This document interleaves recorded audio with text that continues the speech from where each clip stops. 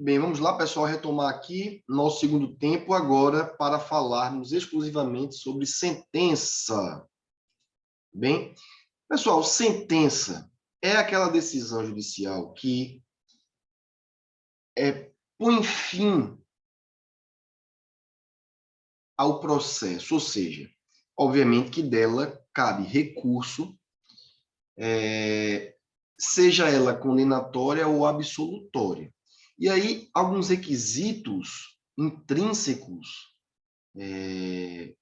que deve conter a sentença é o objeto, portanto, de estudo desse segundo tempo. Vejam, quando o artigo 381 diz que a sentença deve conter nome das partes ou indicação necessária para identificá-las, né? Não consigo imaginar, no entanto, um processo que tenha tramitado e que chegue até a sentença sem o nome, enfim, elementos que possam indicar o nome das partes. Depois, a exposição sucinta da acusação e da defesa, o que é a acusação produzir de prova, o que a defesa também produziu de prova, lembrando-se sempre que o ônus da prova incumbe sempre ao acusador, né? Não cabe à defesa se esforçar quando não há uma prova cabal, contundente de que tenha sido acusado o autor da infração penal. Cabe sim ao Ministério Público, ao titular da ação penal, o querelante, né, provar a existência, a ocorrência, a materialidade da infração penal, assim como da sua autoria.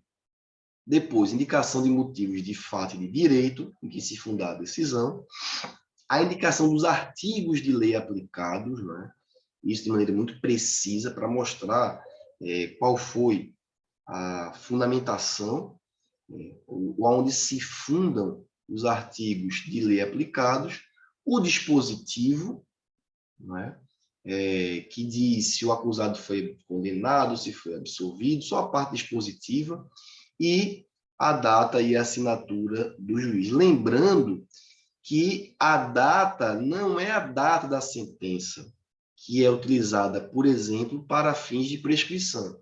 Porque o que importa para fins de prescrição é a data da publicação da sentença, que é o que interrompe, é um marco interruptivo da prescrição. Ok? Então, lembrem-se que cabe da sentença ou contra a sentença os embargos declaratórios, né, que, segundo o artigo 382, pode ser interposto em 2 dias. Vejam aí o que diz o 282. Qualquer das partes poderá, no prazo de dois dias, pedir ao juiz que declare a sentença, sempre que nela houver obscuridade, ambiguidade, contradição ou omissão. Ok, pessoal? São os embargos declaratórios, né? Eu falei 282, não, é o 382. Artigo 382. Tá? Prazo de 2 dias, a parte da publicação. Lembre-se que prazo no processo penal é contado de forma corrida. Então, se uma sentença foi publicada no dia, numa quinta-feira, por exemplo, primeiro dia para interpor esses embargos é a sexta-feira, o segundo dia é o sábado, mas como o sábado é dia não útil, o prazo final é a segunda-feira ou dia útil imediatamente subsequente ao sábado. Ok?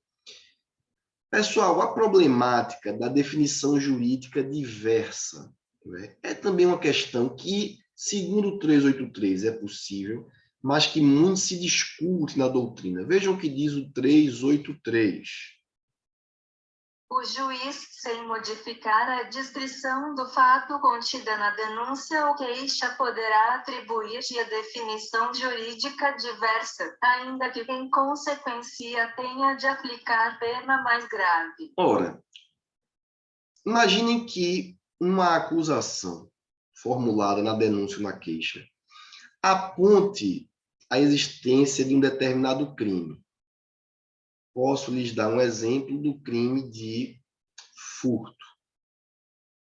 Durante a instrução, ficou uma dúvida a respeito da existência ou não da grave ameaça contra a pessoa. Ficou essa dúvida. E A partir dessa dúvida, o Ministério Público formulou nas alegações finais, por exemplo,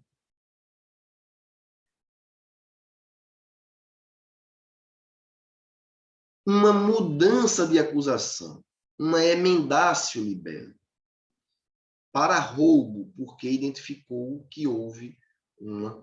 Pelo 383, o juiz que não... Veja, ele não pode modificar, obviamente, a descrição do fato. Se o fato ocorreu de uma determinada forma, o juiz não pode, na sentença, modificar a descrição do fato. Ou seja, se em nenhum momento ficou demonstrado minimamente que houve emprego de grave ameaça, não pode o juiz alterar a descrição do fato contido na denúncia ou na queixa. Agora, segundo o 383, ele pode atribuir definição jurídica diversa. A questão se apresenta quando, a problemática se apresenta quando o Ministério Público não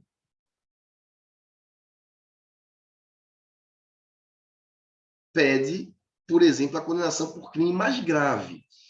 E aí, eu entendo, e aí me filio também a doutrina majoritária que entende que o juiz fica vinculado à tese das partes. Obviamente que se o titular da ação penal pugna, pede, por exemplo, pela absolvição, o juiz estaria vinculado a esta tese ministerial, que é o titular da ação penal. E o juiz deve ser imparcial. O juiz não pode tomar iniciativa de produzir a prova, não pode tomar iniciativa de condenar alguém quando não há pedido de condenação. Da mesma forma que não faz sentido que o juiz modifique, ou seja, atribui definição jurídica diversa a um determinado fato sem mudar a sua descrição, aplicando, portanto, a pena mais grave. Eu interpreto esse artigo como até a parte da definição jurídica diversa. Por exemplo, imagine o inverso. A acusação era de roubo, mas o juiz entendeu por desclassificar para furto. Bom, se as partes arguíram isso, a defesa, por exemplo, né, como uma tese subsidiária, não há maiores problemas. Agora, essa interpretação que eu dou ao 383, tá? Existe aí essa previsão da lei trazida em 2008, pela Lei 11.719, que deve e sempre sofrer essas críticas que aqui são também pontuadas. Ok? Parágrafo 1º do 383. Se em consequência de definição jurídica diversa houver possibilidade de proposta de suspensão condicional do processo, o juiz procederá de acordo com o disposto na lei. Ok? E, se for de competência de outro juízo, tratando-se de infração da competência de outro juízo, a este serão encaminhados os autos. Muito bem. Lembram que eu falei a respeito da conclusão ministerial sobre a mudança da acusação, ou seja, a nova definição jurídica? Vejam que diz interessante o artigo 384. Como é que se procede, Rafael? A acusação inicial era de um crime A, mas durante a instrução chegou-se à conclusão que havia uma nova definição jurídica do fato, para crime B, por exemplo. O Ministério Público pode aditar essa acusação, o titular da ação penal, o querelante, pode alterar essa queixa. Vejam o que diz o artigo 384. Encerrada a instrução probatória, se entender cabível nova definição jurídica do fato. Em consequência de prova existente nos autos de elemento ou circunstância da infração penal não contida na acusação, o Ministério Público deverá aditar a denúncia ou queixa no prazo de 5 dias, se em virtude desta houver sido instaurado o processo em crime de ação pública, reduzindo-se a termo o aditamento quando feito oralmente. Ok? Então, o Ministério Público deve aditar a denúncia, por quê? Porque identificou-se nova definição jurídica do fato. E ele tem quanto tempo para fazer isso? 5 dias após o término da instrução. Obviamente, se houver, em virtude dessa, sido instaurado o processo em crime de ação penal pública, e aí reduz-se a termo aditamento se for feito oralmente, né, em audiência, ok? Já vi muito acontecer isso também, prestem atenção a esse 384.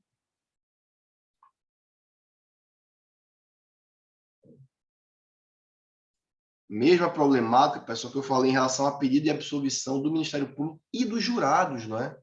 Se as partes, tanto o Ministério Público quanto a defesa, pedem a absolvição e os jurados condenam, é essa problemática aí do 385 da vinculação, sobretudo quando se tratar de benefício, decisão mais favorável ao acusado. Vejam o que diz o 385. Nos crimes de ação pública, o juiz poderá proferir sentença condenatória, ainda que o Ministério Público tenha opinado pela absolvição, bem como reconhecer agravantes, embora nenhuma tenha sido alegada. Problemática, pessoal. Veja que há uma discussão muito grande na doutrina e eu me filio à tese de que o juiz está vinculado desde que seja absolutória, né? Obviamente. Então, porque tudo isso, pessoal, está em favor do réu. E o processo, qualquer dúvida, milita em favor do acusado. Se o Ministério Público opinou pela absolvição e é ele o titular da ação penal pública, não faz sentido um juiz que é imparcial se desvencilhar da sua imparcialidade. O que é ser imparcial? É não ter parte, é não tomar partido, é não tomar iniciativa, é não ir atrás, é não querer condenar quando o próprio titular da ação penal não quer que se condene. Não faz o menor sentido isso.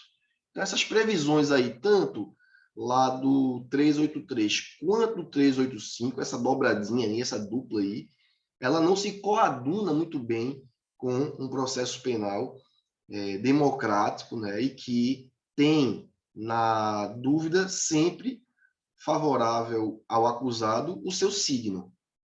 Ok? Muito bem. A sentença pode ser condenatória ou absolutória. Quando é que a sentença será? Quando é que o juiz vai absolver o acusado? Artigo 386. O juiz absolverá o réu mencionando a causa na parte dispositiva, desde que reconheça. Muito bem. Desde que reconheça o quê? Vamos lá. Incisos 1, 2, 3, 4,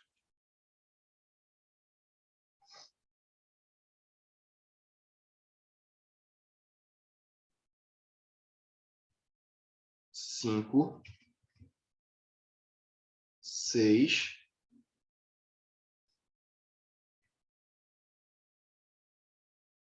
vamos ler de uma só vez todos, tá bem? E 7, para a gente ver a diferença em cada fundamentação da absolvição. Estar provada a inexistência do fato, não haver prova da existência do fato, não constituir o fato infração penal, estar provado que o réu não concorreu para a infração penal. Não existir prova de ter o réu concorrido para a infração penal, existirem circunstâncias que excluam o crime ou isentem o réu de pena. Artes 20, 21, 22, 23, 26 e 1º do art. 28. Todos do Código Penal, ou mesmo se houver fundada dúvida sobre sua existência, redação dada pela Lei nº 11.690 de 2008, não existir prova suficiente para a condenação. Pessoal, em todas essas hipóteses, o juiz deve absolver o réu. E quando é que ele vai absolver? Quando está provada a inexistência. O fato não existiu. O fato é inexistente. Inciso 1. Depois, não haver prova da existência do fato. Veja, há uma diferença entre inexistir e não haver prova. Tá? Quando o fato existiu, mas que não há prova da sua existência, né, o inciso é o 2, não o inciso 1. Depois, não constitui o fato infração penal. Nós estamos falando da tipicidade da conduta. O fato é atípico. Depois, está provado que o réu não concorreu para infração penal. Ou seja, aqui a questão é de autoria, tá? De participação. Depois, não existe prova de ter o réu concorrido para infração penal. Mesma coisa, né, pessoal? Uma coisa é a prova de que o réu não concorreu e depois é a inexistência de que ele não concorreu. Ok? Então, se está provado que ele não concorreu, por exemplo, a defesa demonstra que na hora do crime ele estava em outro lugar. Ele é acusado como tendo sido o executor do crime. Ora, se a defesa prova que ele não concorreu para a infração penal, o inciso é o 4. Se o Ministério Público não prova que ele estava no local do crime, o inciso é o 5. Não existir prova de ter o réu concorrido para a infração penal. Depois, causas de exclusão do crime ou isenção de pena, né? Lembram? Erro de tipo, erro de proibição, coação moral irresistível e obediência hierárquica, legítima defesa, estrito cumprimento de dever legal, exercício regular de direito e estado de necessidade, além da questão da imputabilidade ou semi-imputabilidade, né, pessoal? Lá do artigo, do artigo 28, parágrafo 1º do Código Penal. Ok? E depois, se não existir prova suficiente para a condenação, o juiz não se convence de que as provas produzidas são suficientes para ele condenar o réu. Bem, se a sentença for absolutória, pelo parágrafo 1, o juiz deve, vamos lá, ler aí o parágrafo único do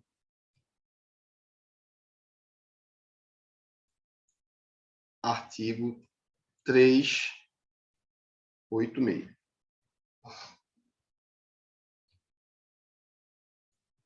Parágrafo único. Na sentença absolutória, o juiz 1 mandará, se for o caso, pôr o réu em liberdade, 2 ordenar a cessação das medidas cautelares e provisoriamente aplicadas. 3 aplicar a medida de segurança, se cabível. Ok, pessoal? Então, essa é a nossa sentença absolutória. Ok? Se a sentença for condenatória, nós estamos no artigo 387. Vamos ponto a ponto para ficar tudo bem claro, tá? Artigo 387, que fala da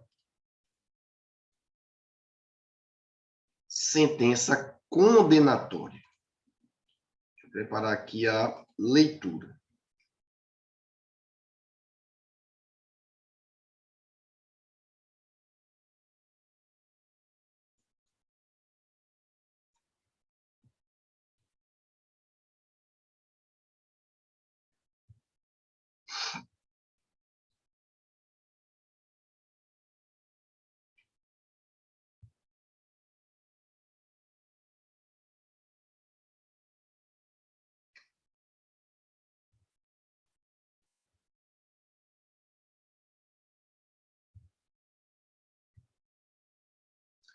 Vamos lá. Vamos agora para a sentença condenatória, ok? O O juiz, ao proferir sentença condenatória, mencionará as circunstâncias agravantes ou atenuantes definidas no Código Penal e cuja existência reconhecer.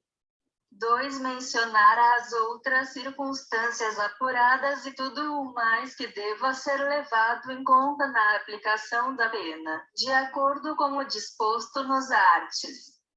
59 e 60 do Código Penal. 3. Aplicar as penas de acordo com essas conclusões. 4. Fixar a valor mínimo para a reparação dos danos causados pela infração, considerando os prejuízos sofridos pelo ofendido. 5. Atenderá, quanto à aplicação provisória de interdições de direitos e medidas de segurança, ao disposto no título XL deste livro. 6. Determinará se a sentença deverá ser publicada na íntegra ou em resumo e designar ao jornal em que será feita a publicação. Art. 73, primeiro, do Código Penal. Muito bem. Sentença condenatória. O juiz menciona circunstância agravante e atenuante. Obviamente, pessoal, que se respeita ou se segue, em caso de condenação, aquele sistema trifásico lá do Nelson Hungria do Código Penal, né? Onde se aplicam, primeiro, as circunstâncias agravantes e atenuantes, né? Depois, na segunda fase, as causas de aumento e diminuição da pena, né? Vamos lá para o Código Penal.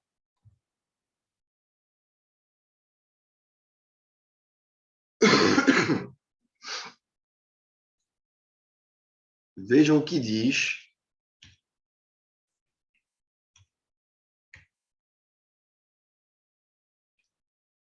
lá o artigo 68. Pena base, pena intermediária, pena definitiva. A pena será fixada atendendo o critério do artigo 59, né? As circunstâncias judiciais, depois as circunstâncias legais da segunda fase, agravantes e atenuantes, e na terceira fase as causas de aumento e diminuição da pena.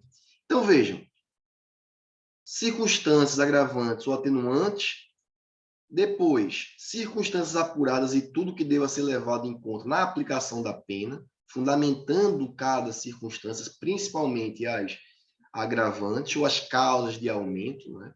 E fundamentando por que ele se distancia da pena mínima, isso também é importante, de acordo com 59 e 60 lá do Código Penal, vai aplicar a pena de acordo com essas conclusões, né?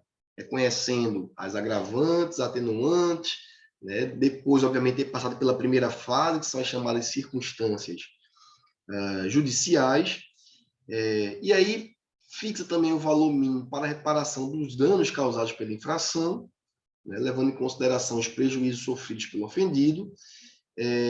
Se houver aplicação de medida de segurança, né? Interdição de direitos também, vai atender o disposto no título 11, lá do próprio livro, né? Que a gente está lendo aqui do CPP, e depois determina se a sentença deve ser publicada. Essa questão, obviamente, está superada, porque, obviamente, que a sentença deve ser publicada na íntegra, né, para que dê-se publicidade, sobretudo às partes, ao Ministério Público e à acusação. Pessoal, a questão da imposição da pena preventiva. Obviamente, se ele for absolvido, não faz sentido a manutenção de prisão preventiva em caso de recurso do Ministério Público, né, ou do assistente de acusação. A questão é, a manutenção da decisão será decidida de maneira fundamentada, como todas as decisões, pelo juiz. Vejam aí o que diz o parágrafo 1º do 387. O juiz decidirá fundamentadamente sobre a manutenção ou, se for o caso, a imposição de prisão preventiva ou de outra medida cautelar, sem prejuízo do conhecimento de apelação que vier a ser interposta. Ok?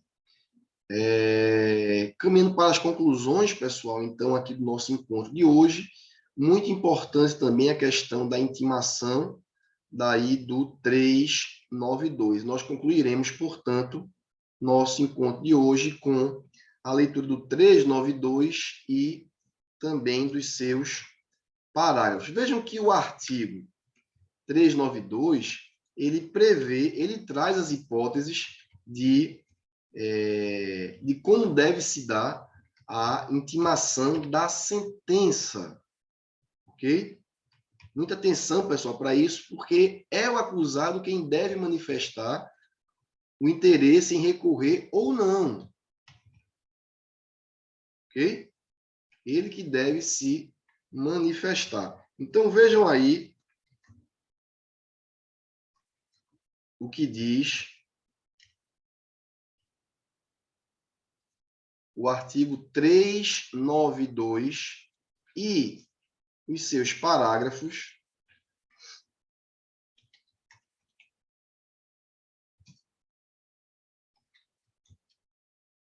para concluirmos o nosso encontro de hoje. Vejam aí.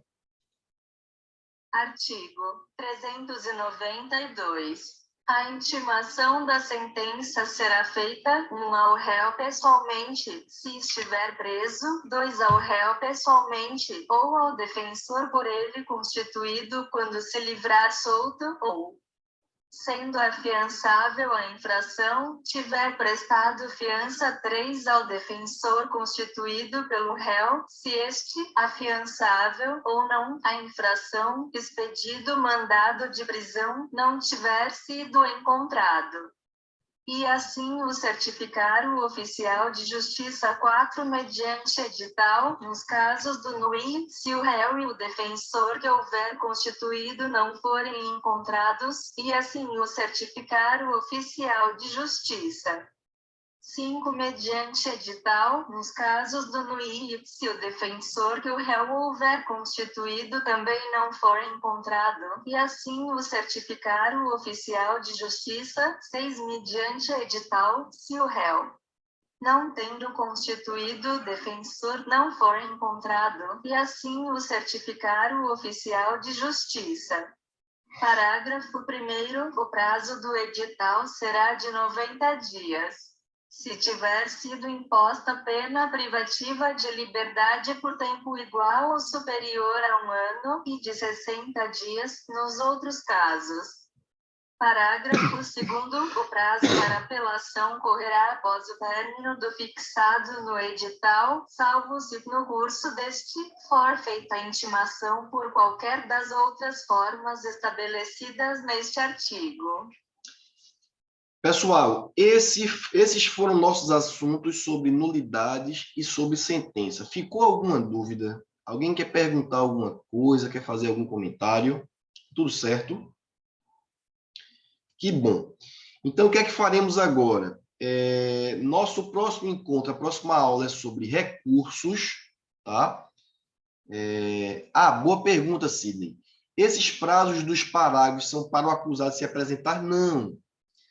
Não. Esses prazos dizem respeito à citação editalícia da sentença, tá? A intimação editalícia da sentença. Por quê? Vamos lá.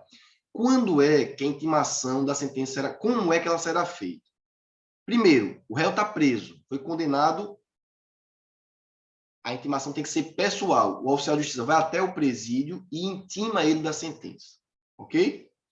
Depois, pessoalmente, e aqui é alternativo, ao defensor por ele constituído. Imagine, o réu está solto, tá? Ou afiançado, prestou fiança. Se ele estiver solto, a intimação pode ser a ele ou ao advogado constituído. É alternativo, tá? E satisfaz quando um ou outro é atendido.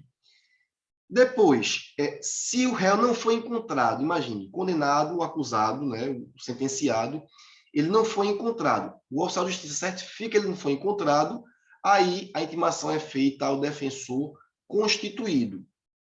Ok? Se tivesse sido expedido o mandado de prisão e ele não tivesse sido encontrado.